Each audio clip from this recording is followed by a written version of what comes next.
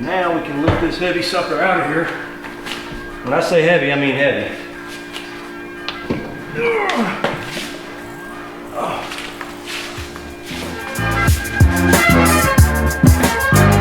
Today we're going to go from this to this.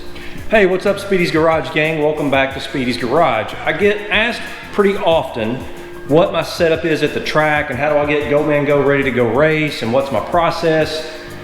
People that go to the track or starting out going to the track are always curious what other people do. So today I'm going to show you how I get Go Man Go ready to race. We're going out of town to one of the MSHS events, so we got to get him ready to run. And I did want to take a minute to say thanks to all you guys that reached out to me on Instagram or email, just checking in to see where I've been. It's nice to know that I was missed.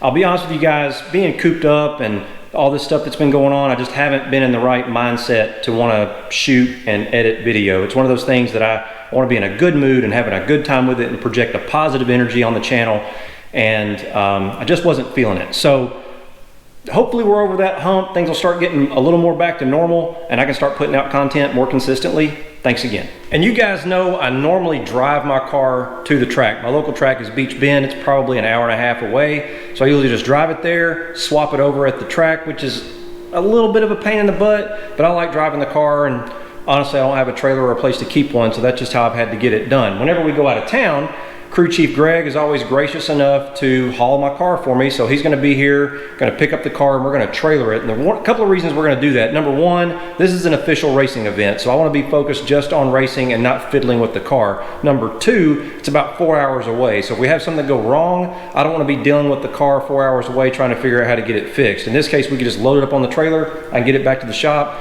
and heaven forbid we have an issue, I can take care of it after the fact, and it just takes the stress level down quite a lot. So today I'm going to be able to actually get the car swapped over right here in the comfort of my own shop. And I'm going to start by taking some of the easy weight out of the car. I do take my bag with me, so that will go back in, and I will be taking these chairs also for hanging out, which we'll do a lot of. I'll make Crew Chief Greg sit in the pink one, but I'm going to start removing some of the lightweight stuff out of the back. I'll get rid of the trunk liner, I'll get rid of the pump, the speaker setup, and all of that, because we don't need it to race.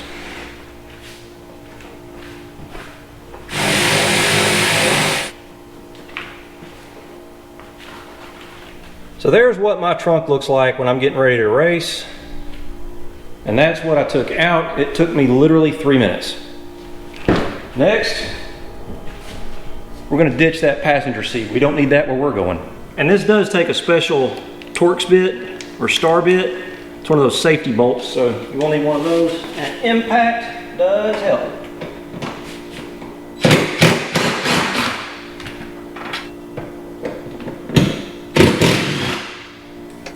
Don't forget your electrical plugs underneath. Just rock the seat back.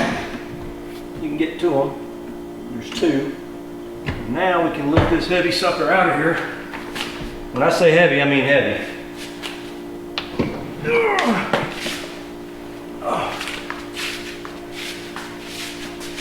here's what we end up with. Passenger seat removed.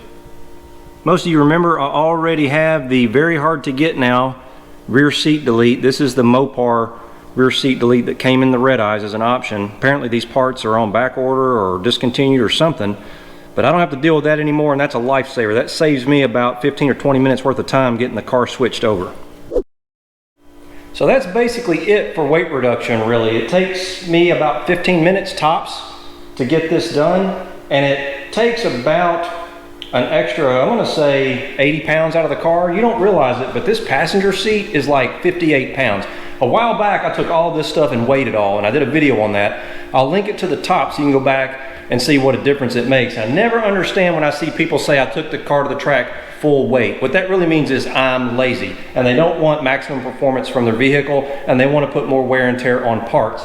I take this stuff out not only to make the car go as fast as it possibly can, but you take 100 or 200 pounds out of one of these cars and it really takes stress off of the drive line. So that's a couple of reasons I always do this, and again, it's 15 minutes worth of work, well worth it. And to get the seat out, the passenger seat, I did say you need a special socket. This is an E14 star bit. It's shaped like an inverse star. And on the front, because it's so close to the little handle that moves the seat back and forth, I found using one of these 3/8 little wobbly adapters gives my impact wrench some room, so it snaps on there and it allows the impact to clear, makes it super easy to take it in and out. Finally, I'm going to jack the car up and get ready to swap on the race tires and wheels. I'm glad I'll be able to do that here in the shop, the comfort of my shop with my own tools, rather than on the tarmac at the track in the heat of the sun. So I've got AC, good to go there. While I'm under there, I'm also going to do a nut and bolt check on the rear differential brace that I got from Performance Development. Always do that every season, or at least a couple of times a season really.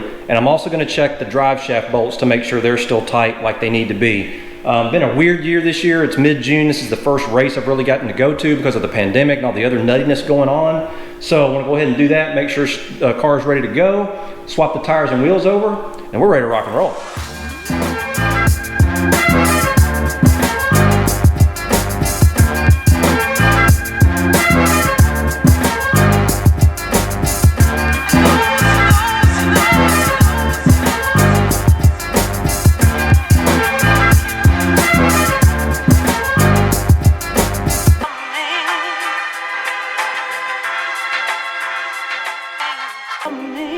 Man, these back tires are almost shot again.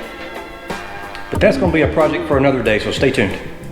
Make sure you're paying attention when you put your drag radials on the car. Most of them are directional. All of them actually might be. All of them I've seen have been. And you'll notice it says rotation and it has an arrow. So when the car is rolling forward, the tire is going to turn like that. So they're side specific, so be careful about that. All right, so now I'm going to let you guys in on a little Speedy's Garage top tip. A lot of people run these Race Star, Dark Star front skinny wheels, and it's because they're a very cost-effective option to shave a ton of rotational weight off the front of the car, which is a good thing. The problem is, or could be, they come with what's known as a shank lug nut. It means you got that long shank on them. And I also had problems when I first started using them with a deep well socket, which is your natural go-to for something like this. You only get that much of the shank. You start trying to put it on the wheel and it won't quite make contact with the lug nut. So one day I was sitting there thinking, I'm like, man, why does it keep, not making contact? And I decided to try a regular socket. Well, guess what? See how much of the shank you get? Look at there. Easy peasy, lemon squeezy.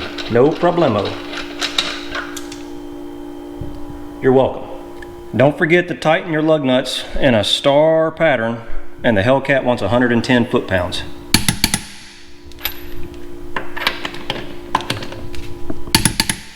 And with all that done, the next thing I do is get my tire pressure set.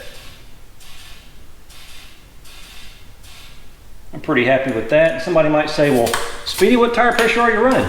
Well, a magician doesn't give away all his secrets, so I can't tell you. And the last thing I'm going to do is put in about 8 or 10 gallons of Renegade RM109 race gas. You guys know I really like this stuff. It's the unleaded race gas version that I like to use. It has about a 107 R+M/2 octane rating like you would measure at the pump. So it's plenty for what we're doing. Keeps things nice and safe and fast. And I did make sure I was completely out of 93 octane. So the tank is pretty much empty, or at least as empty as I can get it. A couple of ways you can do that. You can siphon, you can connect to the line in the engine and jumper the fuel pump and let it all pump out. But long story short, there's no 93 in the car, and I have now filled up with about 8 to 10 gallons of the race fuel. And some people may say, well, why 8 to 10? Well, on one of these Hellcats, even a stock one, a Demon, Red Eye, whatever, you never want to race one of these cars or really get after it on anything much less than a half a tank. I read these stories about some of the Demon guys trying to set records, running them down to almost empty, and I just cringe. And I guess it's because they think they got a warranty, they don't have to worry about it. If it starves the car of fuel and it shuts off or blows up or burns a valve or anything, they'll just take it into the dealer. I don't want to damage the car. I've got the dual fuel pump drop-in system in the car, and it's pretty particular. It draws a lot of fuel at wide open throttle, and so I want to make sure I've got plenty of fuel around those fuel pumps, and so I want to keep mine at right at a half a tank So I've got it right there now with the 8 to 10 gallons, and I'll take another 5-gallon pail with me. If we end up running a lot of rounds, I might have to top it up from here or there. So I'm gonna make sure I always keep it right around, right at or just a tick under a half a tank. And these cars are actually pretty clever. If it starts to run low on fuel, it will know it. It detects fuel rail pressure, and it will actually open the bypass valve and start bleeding boost in an attempt to save the motor. And it does a pretty good job of that, but I'm not gonna risk it, number one. And number two, I don't wanna take a chance on losing a round because I was running the car too low on fuel. So again, about a half a tank is where mine's gonna be. Well, gang, that's it. Go Mango is ready to rock and roll at the track. Obviously, we'll shoot some content of that, so stay tuned to see how we did. Hope you enjoyed the video. Please give it a thumbs up. Be sure to check us out on Instagram. It's at Speedys_garage, as well as our website, www.speedysgarage.net. And hopefully, I will see you out there.